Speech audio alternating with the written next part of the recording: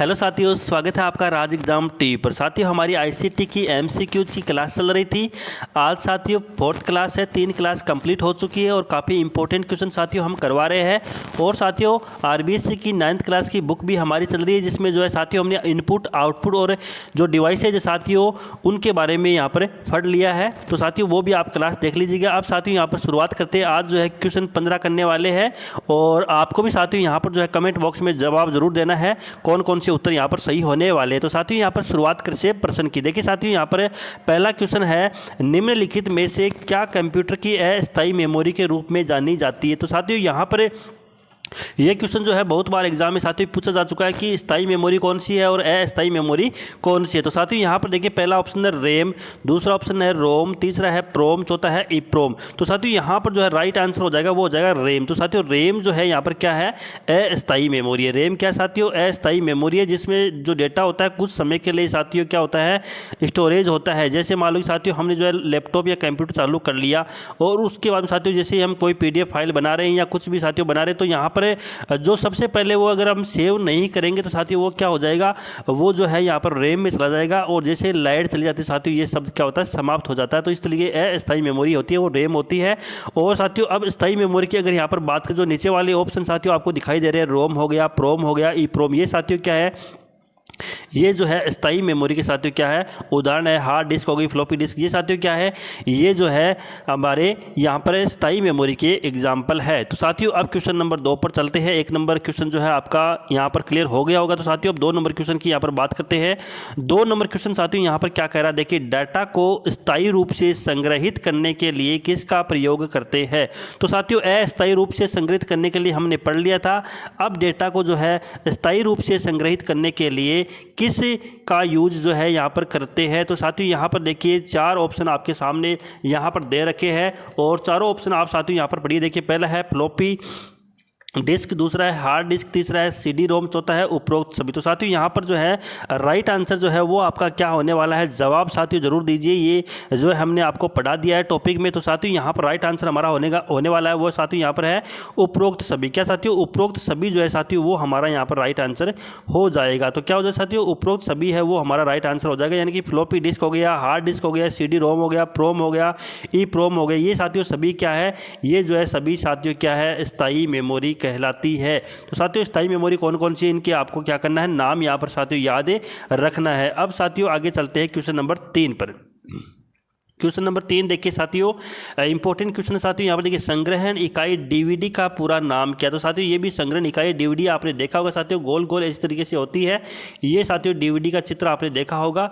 तो DVD की साथियों फुल फॉर्म होती है वो क्या होती है, देखिए यहाँ पर ऑप्शन है डिजिटल वीडियो डेटा हो गया, डिजिटल वर्चुअल डेटा हो गया, या डिजिटल वर्सेटाइल डिस्क हो गया, या डिजिटल वर्चुअल डिस्क। तो साथियों यहाँ पर जो है राइट आंसर अपना क्या होने वाला है, तो साथियों राइट आंसर होगा ये होगा अपना डिजिटल वर्सेटाइल डिस्क। क्या होगा साथियों, डिजिटल वर्सेटाइल डिस्क है वो इसका यहाँ पर साथियों DVD की जो है यहाँ पर साथियों फुल फॉर्म होने वाली है। ये आपको साथियों यहाँ पर याद रखना ही है। साथियों इसकी फुल फॉर्म की अगर बात करें तो साथियों इस पर हम जो है यहाँ पर वीडियो लिख सकते हैं, यानी कि डिजिटल वीडियो डिस्क भी लिख सकते हैं या डिजिटल वर्सेटाइल डिस्क भी, दोनों ही यहाँ पर लिख सकते हैं। वीडियो भी साथियों यहाँ पर जो है लिख सकते हैं, डिजिटल वीडियो डिस्क हो गया या वर्सेटाइल डिस्क इसको बोल सकते हैं। क्वेश्चन नंबर 4 पर साथियों अब चलते हैं। क्वेश्चन नंबर 4 साथियों यहाँ पर देखिए काफ़ी इंपॉर्टेंट क्वेश्चन है और अब आप देखिए साथियों निम्न में से इनपुट इकाई का उदाहरण है, यानी कि निम्न में से कौन सी जो है इनपुट इकाई है साथियों वो आपको बतानी है। देखिए पहला ऑप्शन है कीबोर्ड, माउस, स्कैनर या उपरोक्त सभी। तो साथियों यहाँ पर राइट आंसर क्या होने वाला, तो राइट आंसर आप सबको साथियों यहाँ पर पता होगा। जो राइट आंसर साथियों वो हमारा क्या होने वाला यहाँ पर वो होगा उपरोक्त सभी। क्या होगा साथियों, उपरोक्त सभी यहाँ पर जो है राइट आंसर होगा, क्योंकि साथियों कीबोर्ड, माउस, स्कैनर इसके बारे में हमने पढ़ लिया, ये सारे क्या है साथियों, ये इनपुट डिवाइसेज है। और साथियों अगर बात करते हैं यहाँ पर और कौन कौन सी इनपुट डिवाइसेज है वो कौन कौन सी है, इस पर हम जो साथियों यहाँ पर चर्चा करते हैं। देखिए हमने लगभग इनपुट डिवाइस के बारे में जो है साथियों यहाँ पर पढ़ लिया था। हमने जो है वो 9th क्लास की हमारी आरबीएससी की बुक चल रही है उसमें हमने देखा था। तो एक तो देखिए कीबोर्ड हो गया, माउस हो गया, एक बात करें स्कैनर हो गया, स्कैनर के बाद में एक साथियों यहाँ पर बात करें तो एक जो होता है वो ट्रैक बॉल होता है। क्या होता है, एक जो है वो ट्रैक बॉल हो गया और एक हो गया लाइट पेन। क्या हो गया साथियों, लाइट पेन। लाइट पेन में क्या है यहाँ पर इनपुट है। एक माइक्रोफोन हो गया, माइक्रोफोन भी क्या है साथियों वो भी यहाँ पर जो है इनपुट डिवाइस ही है। ये साथियों इतनी सारी जो है यहाँ पर। और आगे बात कर साथियों जॉय स्टिक हो गया, क्या हो गया जॉय स्टिक। तो जो स्टिक हो गया वो भी क्या है साथियों, वो भी जो है यहाँ पर इनपुट डिवाइसेज ही है। लाइट पेन हो गया, वेब कैमरा हो गया। वेब कैमरा वो हमने बताया था आपको, वेब कैमरा साथियों फॉर्म भरवाने जाते हैं तो क्या करते हैं, लाइव जो फोटो खींचते हैं वो वेब कैमरा ही होता है। अब साथियों आगे चलते हैं क्वेश्चन नंबर 5 पर।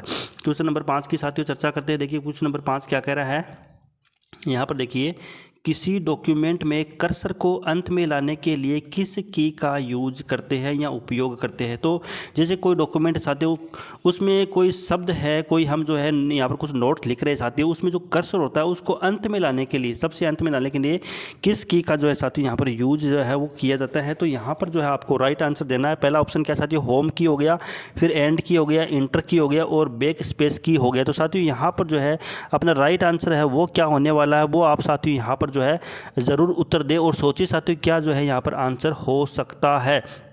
इस पर साथियों यहाँ पर जो है आप देखिए। तो साथियों यहाँ पर जो है राइट आंसर की बात करें कि अंत में ले जाने हैं, तो साथियों यहाँ पर क्या आएगा, एंड की का जो है यहाँ पर यूज किया जाएगा। तो साथियों राइट आंसर क्या होने वाला अपना, वो होगा एंड की। क्या होगा, एंड की है जो अंत तक ले जाने का कार्य साथियों कर्सर को करती है। एंड की का साथियों यहाँ पर यूज जो है वो किया जाता है। उसके बाद साथियों बात करेंगे, देखिए यहाँ पर 4 ऑप्शन दे रखे हैं, तो इसमें क्या होगा, देखो पहला ऑप्शन देखिए यहाँ पर देखिए इंटर की बात करें तो ये क्या साथियों, ये प्रारंभ में ले जाने का काम करती है। क्या करती है, प्रारंभ में ले जाने का काम साथियों यहाँ पर इसके द्वारा किया जाता है। और उसके बाद में साथियों आगे हम बात करें यहाँ पर होम की, तो कर्सर को डॉक्यूमेंट के प्रारंभ में लाना। जो कर्सर होता है साथियों, कर्सर को जो है यहाँ पर देखिए, कर्सर जो होता है उसको डॉक्यूमेंट साथियों जो हम बना रहे हैं कोई भी, उसको क्या करना, जो कर्सर होता है उसको क्या करना, डॉक्यूमेंट में प्रारंभ में लाना। किसको, प्रारंभ में लाना इसका कार्य होता है। और बैक स्पेस का कार्य साथियों आप सबको पता है, हमने पढ़ाया था। तो बैक स्पेस साथियों क्या है, कर्सर के बाईं ओर का अक्षर मिटाना। जो कर्सर होता है साथियों, जैसे मान लो कि हमने यहाँ पर इंटर नाम लिखा साथियों, ये इंटर नाम, तो बैक स्पेस क्या होगा, यहाँ बैक स्पेस यहाँ पर कर्सर आ जाएगा, फिर बैक स्पेस दबाएंगे तो साथियों ये पहला अक्षर ये आर कट जाएगा, फिर दोबारा दबाएंगे तो ई कट जाएगा। इस तरीके से साथियों बैक स्पेस की का यूज होता है। अब आगे साथियों क्वेश्चन नंबर 6 की यहाँ पर चर्चा करते हैं। क्वेश्चन नंबर 6 जो है वो क्या कह रहा है, उस पर साथियों यहाँ पर ध्यान दीजिए। देखिए, ध्वनि को डिजिटल रूप में परिवर्तित कर कंप्यूटर को भेजने वाला इनपुट उपकरण कौन सा है। ये साथियों आपको देखना है कि ध्वनि को जो है डिजिटल रूप में परिवर्तित करता है और कंप्यूटर को भेजने वाला इनपुट उपकरण। साथियों यहाँ पर इनपुट उपकरण की बात कर रहे हैं, तो आप पहले देखिए ऑप्शन है माइक्रोफोन, स्पीकर, रिकॉर्डर और स्कैनर। तो साथियों यहाँ पर देखिए स्पीकर तो साथियों होगा नहीं, क्योंकि ये क्या साथियों आउटपुट डिवाइस यहाँ पर है। तो यहाँ पर साथियों राइट आंसर जो है वो हमारा यहाँ पर क्या होने वाला है, उस पर नज़र डालिए साथियों। तो देखिए यहाँ पर जो है अगर बात करें राइट आंसर की, तो साथियों राइट आंसर जो है हमारा वो होने वाला है यहाँ पर माइक्रोफोन। ये साथियों अभी भी हमने पढ़ा था, माइक्रोफोन जो है एक इनपुट डिवाइस है। ये क्या करता है साथियों, ये ध्वनि को जो है डिजिटल रूप में परिवर्तित कर कंप्यूटर को जो है भेजने वाला इनपुट उपकरण ही है। तो साथियों इस तरीके से यहाँ पर राइट आंसर जो है वो इसका यहाँ पर क्या होने वाला है, वो होने वाला है माइक्रोफोन। क्या होने वाला साथियों, माइक्रोफोन जो है इसका राइट आंसर यहाँ पर होने वाला है। अब साथियों क्वेश्चन नंबर 7 पर चलते हैं। क्वेश्चन नंबर 7 की यहाँ पर चर्चा करते हैं। देखिए क्वेश्चन नंबर 7 क्या कह रहा है, यहाँ पर देखिए CRT मॉनिटर का पूरा नाम क्या है। तो यहाँ पर पूरा नाम यानी कि फुल फॉर्म पूछी गई है। देखिए colour ray tube, cathode ray tube, colour rise tube, cathode rise tube. तो साथियों यहाँ पर जो है राइट आंसर की अगर बात करें तो राइट आंसर हो जाएगा, वो हो जाएगा यहाँ पर साथियों देखिए कैथोड रे ट्यूब। क्या हो जाएगा साथियों, कैथोड रे ट्यूब साथियों यहाँ पर जो है वो हमारा राइट आंसर हो जाएगा, यानी कि cathode ray tube monitor CRT monitor का पूरा नाम है। आगे साथियों चर्चा करते हैं, क्वेश्चन नंबर 8 की बात करते हैं। क्वेश्चन नंबर 8 देखिए साथियों, क्वेश्चन नंबर 8 क्या कह रहा है, क्वेश्चन है FPD। क्या है साथियों, FPD मॉनिटर का पूरा नाम क्या है। देखिए full panel display, flat panel display, full panel desktop या फ्लैट पैनल डेस्कटॉप। इनमें साथियों राइट आंसर जो है वो क्या होने वाला है, वो आपको यहाँ पर आंसर देना है। तो FPD की फुल फॉर्म जो है यहाँ पर क्या होने वाली है, उसका साथियों आपको यहाँ पर राइट आंसर देना। तो राइट आंसर क्या हो जाएगा, यहाँ पर देखिए ये हो जाएगा right answer flat panel display जो है यहाँ पर FPD का क्या होगा साथियों, फुल फॉर्म यहाँ पर होने वाली है। साथियों 9th क्लास की बुक हम पढ़ा रहे हैं, तो उसमें साथियों हमने जो है 7 क्लास आपको करवा दी है। तो 7वीं क्लास में साथियों ये आप यहाँ पर देख सकते हैं। उसके बाद में साथियों अगले क्वेश्चन की चर्चा करते हैं। क्वेश्चन नंबर 9 की यहाँ पर बात करते हैं। देखिए क्वेश्चन नंबर 9 क्या कह रहा है, निम्न में से इम्पैक्ट प्रिंटर का उदाहरण कौन सा है। साथियों यहाँ पर जो है अब है हम क्या करेंगे, प्रिंटर के बारे में साथियों क्वेश्चन जो है एक दो करने वाले। तो प्रिंटर क्या साथियों, देखिए यहाँ पर देखिए इम्पैक्ट प्रिंटर का उदाहरण कौन सा। देखिए पहला है dot matrix printer, chain printer, Daisy wheel printer और उपरोक्त सभी। तो साथियों यहाँ पर जो है वो राइट आंसर क्या होने वाला है, वह आप जो है यहाँ पर उत्तर सोचने की कोशिश कीजिए कि यहाँ पर जो है राइट आंसर कौन सा होने वाला है। क्योंकि इम्पैक्ट प्रिंटर के बारे में साथियों हमने जो है आपको यहाँ पर बता दिया था कि इम्पैक्ट प्रिंटर है वो कौन कौन से होते हैं। तो साथियों यहाँ पर जो है इम्पैक्ट प्रिंटर का जो है आपको यहाँ पर एग्जाम्पल बताना है, कौन सा उदाहरण है। तो साथियों यहाँ पर राइट आंसर की अगर यहाँ पर बात करें हम, तो राइट आंसर साथियों वो क्या हो जाएगा। तो देखिए यहाँ पर जो है डॉट मैट्रिक्स, चेन प्रिंटर और डेजी व्हील, ये तीनों ही साथियों क्या है, ये इम्पैक्ट प्रिंटर। क्या साथियों, ये तीनों ही जो है वो इम्पैक्ट प्रिंटर का उदाहरण है। ये साथियों यहाँ पर जो है 4 यहाँ पर राइट आंसर होने वाला है। होता है ड्रम प्रिंटर, कौन सा था साथियों, एक जो है ड्रम प्रिंटर यहाँ पर बच गया है। तो ड्रम प्रिंटर जो होता है, ड्रम प्रिंटर, ये साथियों ये क्या होता है, ये भी जो है इम्पैक्ट प्रिंटर होता है। तो ये 4 नाम साथियों आपको क्या करना है, याद रखना है। ये भी साथियों क्या है, इम्पैक्ट प्रिंटर का ही रूप यहाँ पर है। अब साथियों आगे चलते हैं और क्वेश्चन नंबर जो है यहाँ पर 10 करने की कोशिश करते। देखिए क्वेश्चन नंबर 10 है वो क्या कह रहा है। यहाँ पर देखिए क्वेश्चन नंबर 10 क्या कह रहा है कि कौन सा आउटपुट उपकरण कंप्यूटर स्क्रीन को बड़े पर्दे पर दिखाता है। पहला ऑप्शन है मॉनिटर, प्रिंटर, प्रोजेक्टर और स्पीकर। तो साथियों यहाँ पर जो है अपना राइट आंसर होने वाला है वो है साथियों प्रोजेक्टर। क्या होने वाला साथियों, राइट आंसर जो है वो होने वाला है यहाँ पर प्रोजेक्टर। क्या है, प्रोजेक्टर यहाँ पर राइट आंसर हो जाएगा। साथियों सिनेमा हॉल में जब मूवी देखने लोग जाते हैं तो साथियों आपने देखा होगा जो पर्दे पर मूवी चलती है वो साथियों किसके माध्यम से चलती है, प्रोजेक्टर के माध्यम से ही चलते हैं। पीछे प्रोजेक्टर लगा होता है, उसी के माध्यम से साथियों यहाँ पर जो है इस पर्दे पर क्या करते हैं, चित्र जो दिखाई देता है। तो यहाँ पर प्रोजेक्टर का यूज साथियों किया जाएगा। मॉनिटर, प्रिंटर, प्रोजेक्टर, स्पीकर, ये साथियों क्या है, ये आउटपुट डिवाइस। क्या साथियों, आउटपुट डिवाइस है। अब आगे चलते हैं क्वेश्चन नंबर 11 की चर्चा करते हैं। क्वेश्चन नंबर 11 है वो क्या कह रहा है। तो यहाँ पर साथियों देखिए क्वेश्चन नंबर 11 क्या कह रहा है। क्वेश्चन देखिए, कौन सा आउटपुट उपकरण कंप्यूटर से प्राप्त सूचनाओं को ध्वनि में परिवर्तित करता है। तो ध्वनि में साथियों कौन सा यहाँ पर परिवर्तित करता है। देखिए पहला है माइक्रोफोन और स्पीकर, प्रिंटर और प्लॉटर। तो साथियों यहाँ पर जो है इनमें से राइट आंसर है वो क्या होने वाला है, वो आप एक बार सोचिए। साथियों ध्वनि में परिवर्तित कौन सा करता है, थोड़ा सा दिमाग लगाइए साथियों और सोचिए कि ध्वनि में जो है कौन सा परिवर्तित यहाँ पर करता है।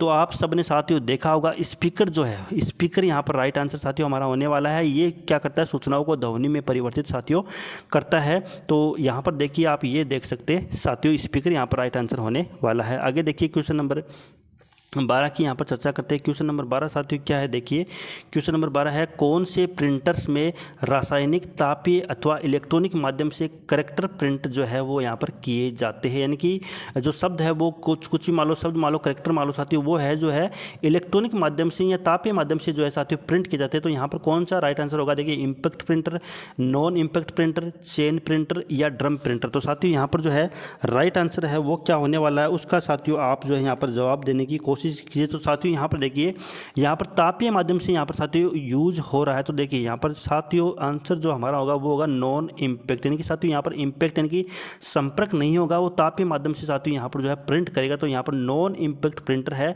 वो साथियों इलेक्ट्रॉनिक, तापीय और रासायनिक माध्यम से क्या करते हैं, प्रिंट करते हैं। तो ये आपको नॉन इम्पैक्ट प्रिंटर है वो साथियों आपको क्या करना है, याद रखना है।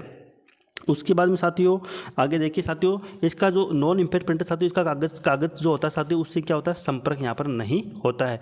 अब साथियों क्वेश्चन नंबर 13 की बात करते हैं। देखिए कि 13 नंबर क्वेश्चन है वो क्या कह रहा है। यहाँ पर देखिए 13 नंबर क्वेश्चन आपके सामने है और देखिए निम्न में से नॉन इम्पैक्ट प्रिंटर का उदाहरण है।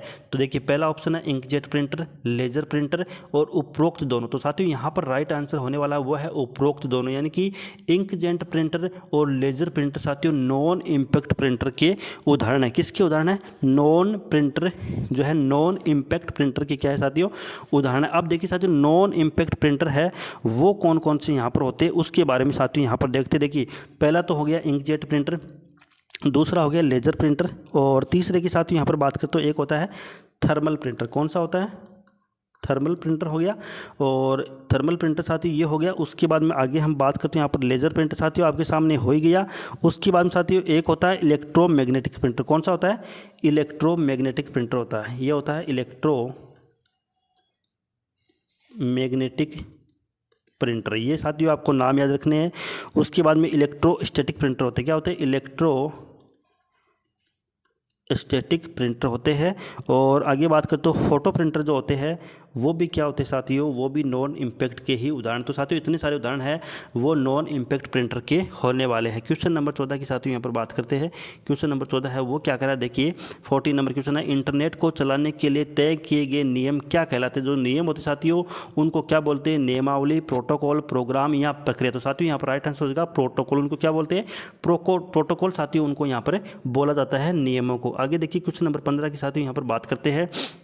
क्वेश्चन नंबर 15 क्या साथियों? इंटीग्रेटेड, देखिए इंटीग्रेटेड सर्किट आईसी जो है किस जनरेशन के कंप्यूटर से संबंधित है? ये साथियों आपको यहाँ पर राइट आंसर देना कि आईसी जो है वो किस से संबंधित है।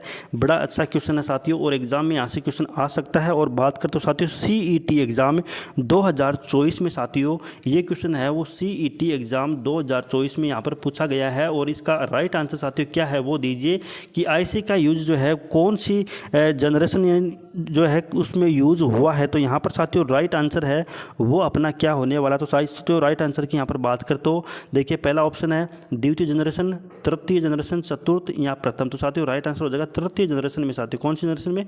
तीसरी जनरेशन में यहाँ पर जो है आईसी का यूज वो है साथियों यहाँ पर किया जाने लगा था। तो साथियों तीसरा यहाँ पर जो है राइट आंसर जो है ऑप्शन नंबर 2 हो जाएगा। यानी कि तीसरी जो पीढ़ी है साथियों उसमें जो है किसका यूज़ होने लग गया था? इसमें जो है साथियों आईसी का जो है वो यूज़ होने लग गया था। ये चीज़ें साथियों आपको क्या करना है? याद रखना। तो साथियों इस तरीके से जो है 15 क्वेश्चन है वो हमारे हो चुके हैं। और साथियों एक बात यहाँ पर और जो है हम कहना चाहेंगे कि पहली पीढ़ी की बात करें साथियों, सबसे पहले देखिए पहली पीढ़ी में जो है तो साथियों वैक्यूम ट्यूब का, किसका? वैक्यूम ट्यूब का यूज होता था।